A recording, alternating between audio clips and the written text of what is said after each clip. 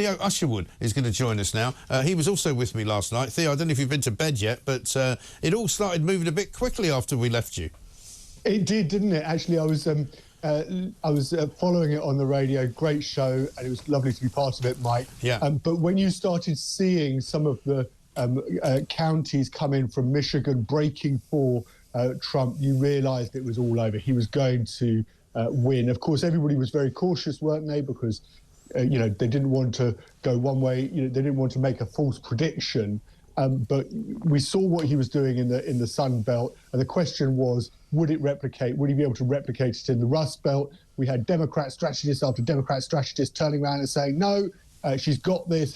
Harris has got this. She's going to win Wisconsin and Pennsylvania, Michigan. But when those county results started to filter through, that actually Trump was doing much better in Michigan and Pennsylvania than the Democrats had predicted, you realise it was all over. That was Harris's last shot at this. Very interesting what I think it means for British politics.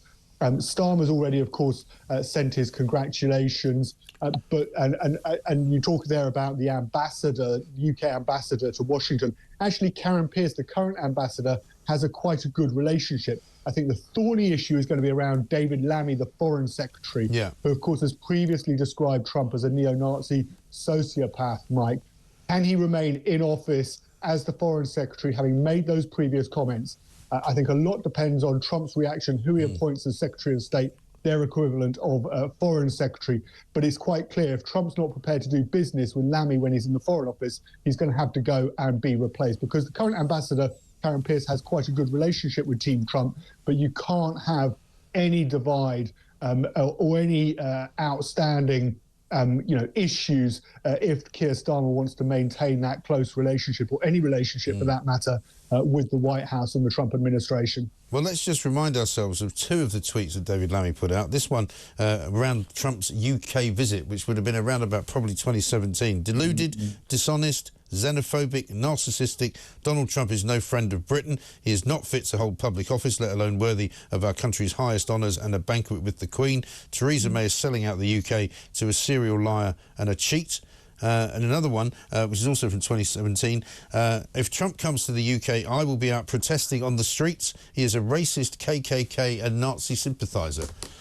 They're not good comments. The only thing I would say is that Trump has an ability to forgive. You have to kiss the ring. You have to say you're sorry and try to make some sort of amends. But of course, Nigel Farage on your programme has already come out and said that actually he would be prepared to bridge the divide. But you can't have the UK government at odds with with Washington. It's absolutely critical that Keir Starmer finds a way through this, because if he doesn't, it will affect everything from our trade with the United States to war in Ukraine, and of course to the peace process, if there is to be a peace process indeed in the Middle East. And Keir Starmer needs to ensure, the UK has often been a bridge between Europe and America. He needs to make sure that he can maintain that position. And until he sent, Labour sent over activists to help with the Harris campaign, which was a major misstep by the Labour Party. He'd actually done okay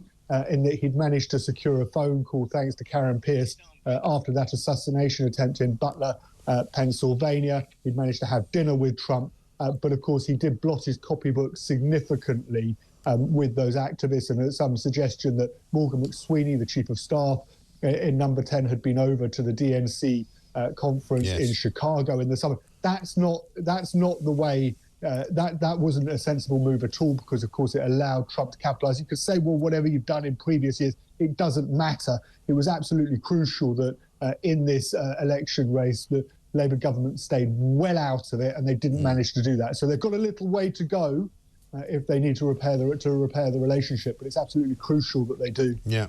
And Nigel Huddleston, of course, missed a trick, because I had him on yesterday telling him and trying to get him to endorse one or the other of the candidates. I said, who would you like to see winning? Would he be cheering for Trump? He wouldn't say. I said to him, now's your chance to say, who do you think would be best for Britain? He wouldn't say. He said, didn't think it was a good idea to be derogatory. I said, no, don't need to be derogatory, just tell me who you think. Now, imagine if he had said, as the co-chairman of the Tory party, we would obviously welcome Donald Trump to be the next president of the United States of America. He'd be in a very much better place than he is now, because he wouldn't say. Yeah, and you're quite right to bring up the issue with the Tories. Actually, we haven't yet had, to my knowledge, and I've been through X, we haven't yet had a statement from Kemi Badenoch, the leader of the Conservative Party. You saw what William Hague, the former leader of the Conservative Party, tweeted yesterday. He said that Trump was a serious danger.